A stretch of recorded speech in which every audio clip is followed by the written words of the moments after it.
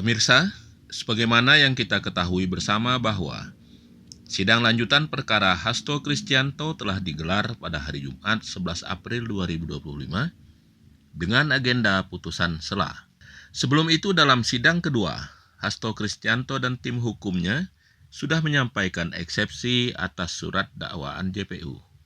Inti keberatan atau eksepsi Hasto Kristianto dan tim hukumnya dapat disimpulkan meliputi 3 poin, yaitu: pertama, kewenangan dan pendelegasian kepada pimpinan KPK dan pejabat di bawahnya bertentangan dengan pasal 21 ayat 4 Undang-Undang Nomor 19 Tahun 2019 yang telah mengubah kewenangan pimpinan KPK yang semula adalah penyidik dan penuntut umum menjadi hanya bersifat kolektif kolegial.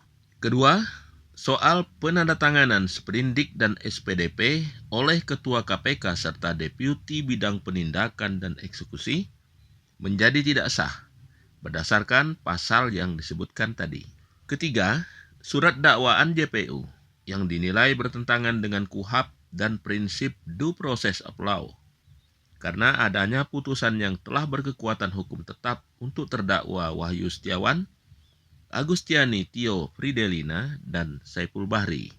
Untuk itu majelis hakim berpendapat lain dengan mempertimbangkan berdasarkan pasal 6 huruf E yang menyatakan Komisi Pemberantasan Korupsi bertugas melakukan penyelidikan, penyidikan, dan penuntutan terhadap tindak pidana korupsi. Pasal ini dapat diartikan sebagai memberikan tugas atau kewenangan kepada KPK secara kelembagaan untuk melakukan penyelidikan, penyidikan, dan penuntutan, di mana dalam lembaga KPK itu sendiri terdiri dari Dewan Pengawas yang berwenang memberikan izin penyadapan, penggeledahan, dan penyitaan, serta pimpinan KPK dan pegawai di bawahnya. Menimbang bahwa meskipun pimpinan KPK tidak lagi secara individual menjadi penyidik atau penuntut umum, sebagaimana diatur dalam Undang-Undang Nomor 11 Tahun 2019, namun Ketua KPK selaku pimpinan lembaga tetap memiliki kewenangan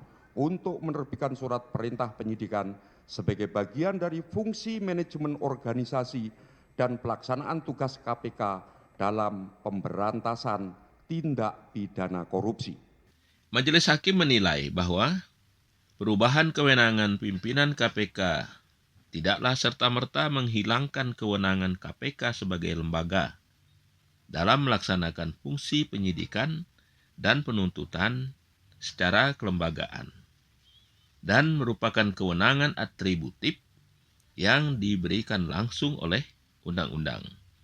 Sehingga perubahan struktur kepemimpinan internal KPK dari individual menjadi kolektif kolegial tidak menghilangkan kewenangan kelembagaan tersebut.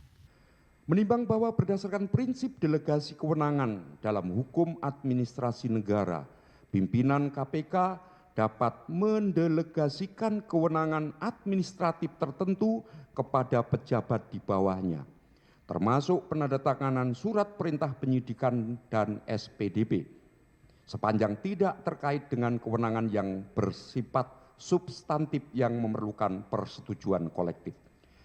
Meskipun pimpinan KPK tidak lagi secara individual menjadi penyidik atau penuntut umum, Ketua KPK selaku pimpinan lembaga tetap memiliki kewenangan untuk menerbitkan surat perintah penyidikan sebagai bagian dari fungsi manajemen organisasi dan pelaksanaan tugas KPK dalam pemberantasan tindak pidana korupsi. Menimbang bahwa penandatanganan surat perintah penyidikan oleh Ketua KPK merupakan tindakan administratif yang merepresentasikan lembaga KPK secara institusional, bukan tindakan Ketua KPK sebagai penyidik secara individual.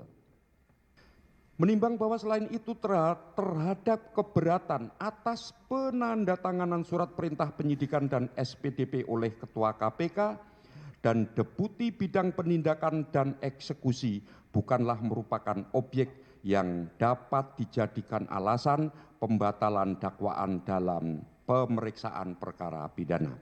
Menimbang bahwa berdasarkan pertimbangan tersebut di atas, maka keberatan terdakwa mengenai surat perintah penyidikan dan SPDP yang ditandatangani oleh pejabat pemerintahan tanpa dasar kewenangan haruslah dikesampingkan. Tentang surat dakwaan JPU, Majelis Hakim berpendapat bahwa putusan-putusan tersebut tidak secara otomatis mengikat atau membatasi penuntutan terhadap pihak lain, termasuk terdakwa Hasto Kristianto yang diduga terlibat dalam tindak pidana yang sama. Dalam konteks hukum pidana, azas nebis in idem sebagaimana diatur dalam pasal 76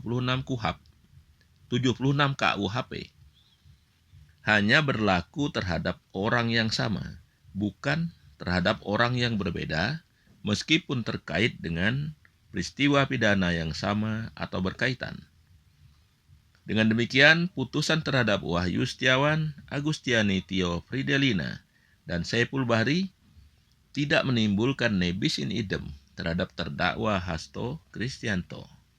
Menimbang bahwa terkait dengan dalil bahwa dakwaan bertentangan dengan putusan yang telah berkekuatan hukum tetap untuk terdakwa Wahyu Setiawan, Agustiani Tio Fridelina, dan Saiful Bahri, Majelis Hakim berpendapat bahwa putusan-putusan tersebut tidak secara otomatis mengikat atau membatasi penuntutan terhadap pihak lain, termasuk terdakwa Hasto Kristianto yang diduga terlibat dalam tindak pidana yang sama. Menimbang bahwa dalam konteks hukum pidana, azas nebis in idem sebagaimana diatur dalam pasal 76 KUHP hanya berlaku terhadap orang yang sama, bukan terhadap orang yang berbeda, meskipun terkait dengan peristiwa pidana yang sama atau berkaitan. Dengan demikian, putusan terhadap Wahyu Setiawan, Agustiani Tio Fridelina, dan Saiful Bahri tidak menimbulkan nebis in idem terhadap terdakwa Hasto Kristianto. Menimbang bahwa sekalipun terdapat perbedaan konstruksi fakta antara dakwaan dalam perkara ini dengan fakta yang terungkap dalam putusan terdahulu, hal tersebut tidak serta-merta menjadikan dakwaan batal demi hukum, melainkan harus diuji dalam pembuktian di persidangan.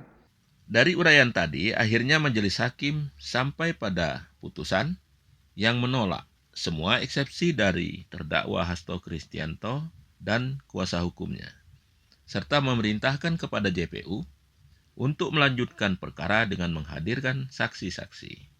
Pemeriksaan saksi yang diajukan oleh JPU dimulai dalam sidang berikutnya, yang dijadwalkan pada hari Kamis 17 April 2025 pekan depan.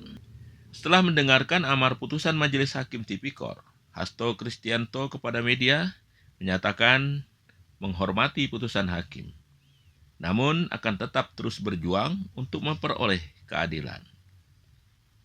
Dalam kesempatan yang sama, tim kuasa hukum terdakwa kasus dugaan suap dan perintangan penyidikan, Hasto Kristianto, mengajukan banding atas putusan Majelis Hakim Pengadilan Tindak Pidana Korupsi pada Pengadilan Negeri Jakarta Pusat yang menolak nota keberatan atau eksepsi. Magdir Ismail memastikan bahwa mereka akan melakukan banding terhadap putusan sela dan nanti akan diajukan bersama-sama dengan pokok perkara. Mekanisme banding dilakukan bersama-sama dengan banding pokok perkara apabila nantinya Hasto diputus bersalah dan dihukum pidana. Dalam kesempatan itu, Magdir meminta jaksa KPK untuk memberitahu saksi-saksi yang hendak dihadirkan dalam persidangan. Hal itu penting supaya penasihat hukum dapat menganalisis pendalaman materi kepada saksi-saksi tersebut. Pemirsa, terkait dengan perkara Hasto Kristianto ini terjadi gugatan perdata secara personal terhadap salah satu penyidik KPK yang telah dimulai persidangannya di Bogor. Untuk hal ini akan saya buatkan video tersendiri. Selamat menyaksikan. Terima kasih.